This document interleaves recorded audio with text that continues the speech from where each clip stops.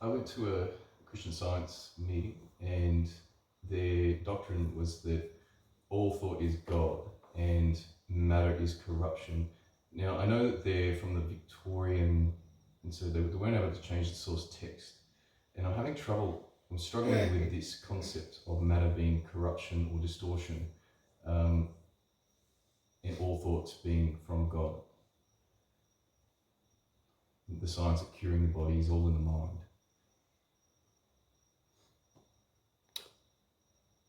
Corruption, we don't resonate with that. Distortion, there's some validity to it. That everything that exists is a distortion. It's a distortion from the one essential source. But is distortion essentially bad or negative? No, not really. You can apply that in your human terms, that you might not like things that are distorted, but that's essentially what it is. There was one source. It was undifferentiated. It was endless, timeless, nameless, and without any self-awareness or reflective capability. It was all one, all love, all capable, though without self-awareness, it was somehow experiencing a sort of lack that birthed the desire for there to be manifestation. So all realms of manifestation are, in a sense, a distortion of that one state of completion or oneness as one source. But that means that not only is all physical realms a distortion of that, all of the non-physical realms are a sort of distortion as well. But there is, in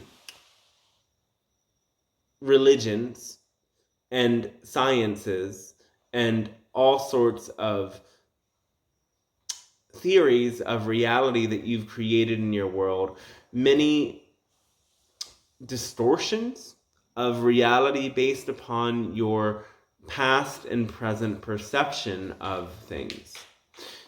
And the split between the notion of spirit and matter is one of the most prevalent of these ideas. However, in the very most fundamental understandings of reality, this wasn't necessarily the case. Thus, in initial understandings of elements, there was first the element of Akash, ether, space. Then that manifests into air, which also contains ether. Then that manifests into fire, which also contains all the others. Then that manifests into water, which contains all of the others. And then it manifests into earth, which contains water, fire, air, and ether. So the earth, the most physical, dense thing, contains the spirit, whereas the spirit, or the Akash, doesn't contain the earth. And so you're not becoming less spiritual when you go into the space realms or the spirit realms. You're simply shedding the realm of earth.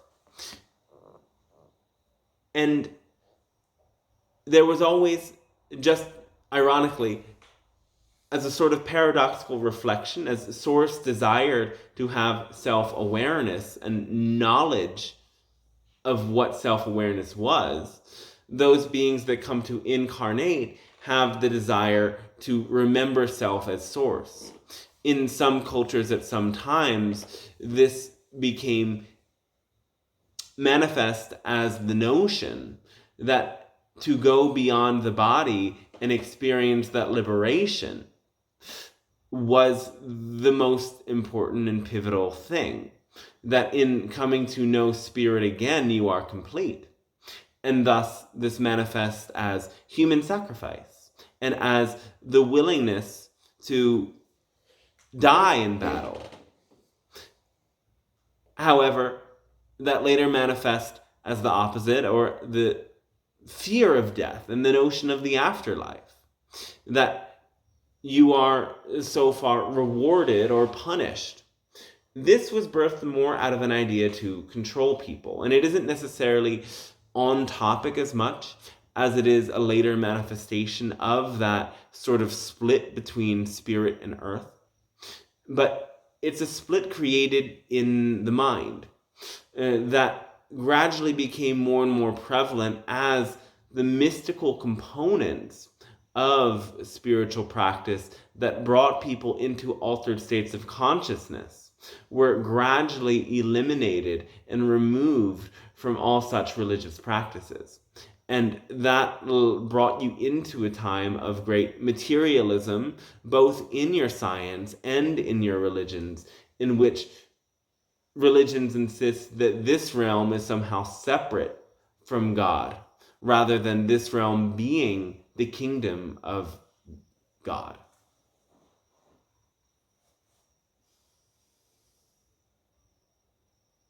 Does that make sense of that a bit?